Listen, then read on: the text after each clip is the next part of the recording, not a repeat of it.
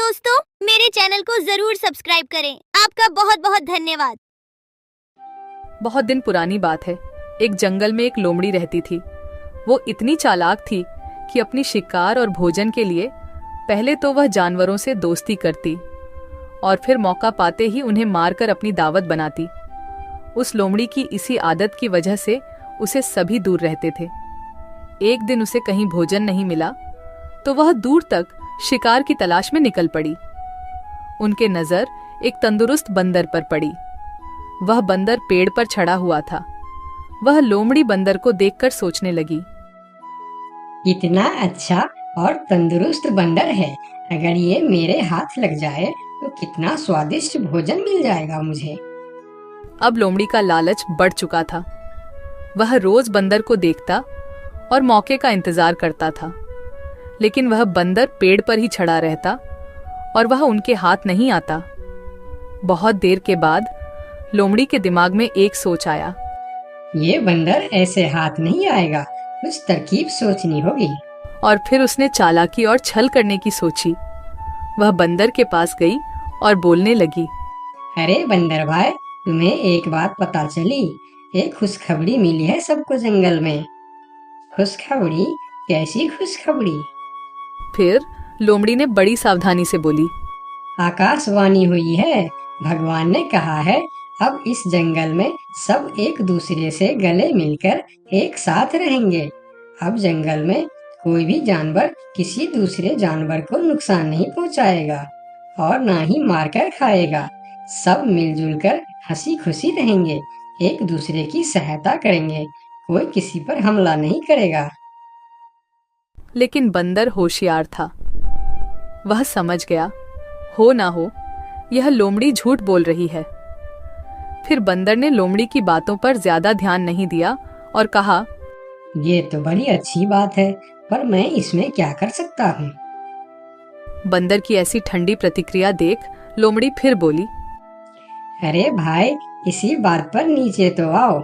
आओ ना नीचे, हम गले मिलकर एक दूसरे को बधाई देंगे, खुशियाँ मनाएंगे। बंदर अब लोमड़ी की चालाकी समझ चुका था, इसीलिए वह मुस्कुराते हुए बोला, ठीक है लोमड़ी बहन, लेकिन तुम पहले अपने उस दोस्त से तो गले मिलो जो तुमसे गले मिलने के लिए खुशी खुशी इसी तरफ दौड़े आ रहे हैं। मुझे वह पेड़ से दिख रहा है। लोमड़ी हैरान होकर पूछा, मेरे दोस्त? कौन सी दोस्त? अरे लोमड़ी बहन, शिकारी कुत्ते, वह भी तो हमारे दोस्त ही है ना। वह भी शायद तुम्हें बधाई देने आ रहे हैं। शिकारी कुत्ते का नाम सुनते ही लोमड़ी थर-थर कांपने लगी। वह बहुत डर गई, क्योंकि उसे लगा अगर हम यहाँ थोड़ी देर और रुकेंगे तो यह बंदर भले ही हमारे शिकार बने न बने, लेकिन मैं उस शिकारी कुत्ते का शिकार जरूर बन जाऊंगी। इसलिए उसने अपना जान बचाना ही भला समझा और वहां से भागने लगी। और फिर बंदर ने लोमड़ी को हंसते हुए कहा, अरे बहन, कहाँ भाग रही हो? अभी तो हम सब दोस्त है ना, तो डर किस बात का? थोड़ी देर रुको। अरे रुको तो सही। फिर लोमड़ी थोड़ी रुकी और बोली, अरे भाई, दोस्त तो है, लेकिन शायद शिकारी कुत्ते को ये खबर नहीं मिली होगी।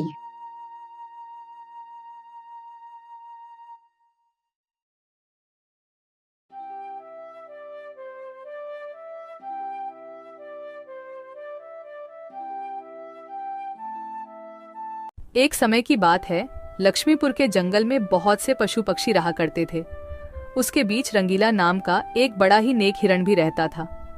वह बहुत ही मेहनती, मिलनसार और परोपकारी था। वह अपने मन, कर्म और वचन से सबका ख्याल रखता था। किसी का स्वास्थ्य खराब होने पर वह हालचाल लेने के साथ साथ उसके उपचार की भी व्यवस्था करता था। वह जहां रहता था वहां अपने मेहनत से चारों तरफ हरियाली रहता था। एक बार रंगीला स्वयं बीमार पड़ गया। उसे ऐसा बुखार चढ़ा कि उतरने का नाम ही नहीं ले रहा था। उसने स्वयं कुछ जड़ी बूटियां खाई, लेकिन कोई लाभ नहीं हुआ। उनकी बीमारी की खबर पूरा जंगल में फैल गई थी, लेकिन उसे देखने के लिए कोई नहीं आया। तब उसका मन अधिक मुरझा गया। उसे उठा नहीं जा रहा था। फिर भी वह उठकर थोड़ा आगे आया और उसने देखा कि 2 हिरण उनके इलाके में आ गए थे। वह उनके बड़ी बड़ी हरी हरी घास खा रही थी। उन्होंने जब रंगीला को देखी तो मुस्कुराने लगी।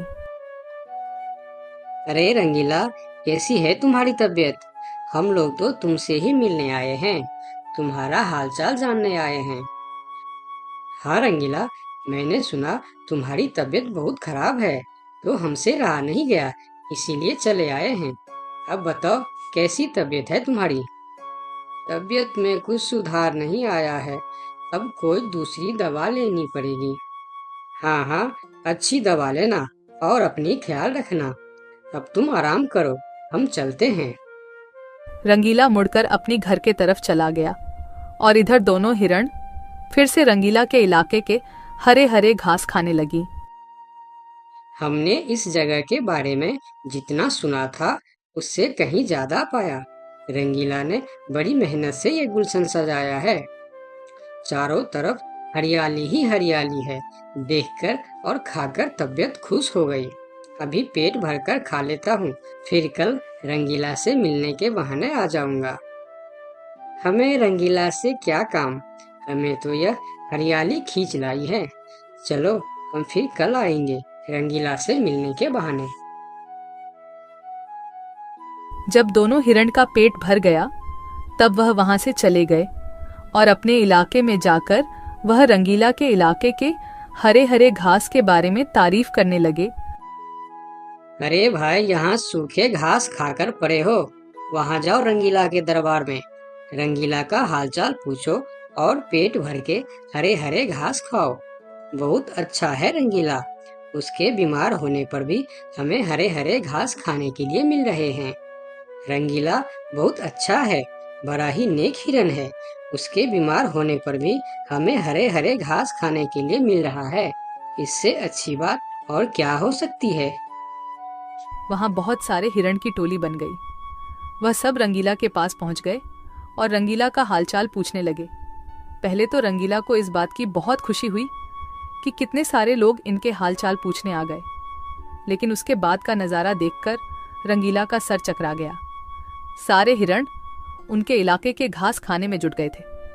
कुछ हिरण तो फल भी खा रहे थे। उनके पास सर उठाकर इधर उधर देखने की भी फुर्सत नहीं थी। रंगीला बेचारा मन ही मन सोचने लगा कि यह लोग मेरे पास 2 घड़ी भी नहीं रुके और घास खाने में जुट गए। अगर यही हाल रहा तो मेरे इलाके के सभी घास खत्म हो जाएंगे, मेरे खाने के लिए भी कुछ नहीं बचेगा। लेकिन उसके थोड़ा देर बाद ही उनका मित्र भालू वहां आ गया। उसके आने में देर हो गया था।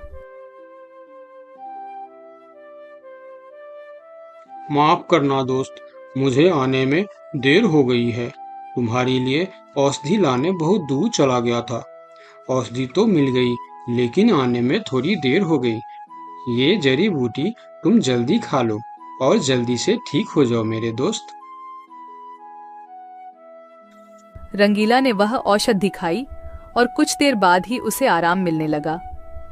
उसका दोस्त भालू उनके साथ ही रुका रहा और 2 दिन के बाद रंगीला का तबीयत ठीक हो गई। लेकिन उनके खाने के लिए न कोई घास बचा था, न कोई फल बची थी। उनकी सारी मेहनत पर पानी फिर गया था। वह बहुत उदास हो गया। दोस्त रंगीला, मैं जानता हूँ ये मतलब का संसार है। ज्यादातर यहाँ सब दोस्ती दिखावा का ही करते हैं। सब अपने फायदे की सोचता है। तुम चिंता मत करो, हम दोनों मिलकर यहाँ फिर से अपना गुलशन सजाएंगे, एक नई दुनिया बनाएंगे। इस कहानी से हमें यह सीख मिलती है कि मन में कपट रखने वाला मित्र शत्रु से भी ज्यादा खतरनाक होता है।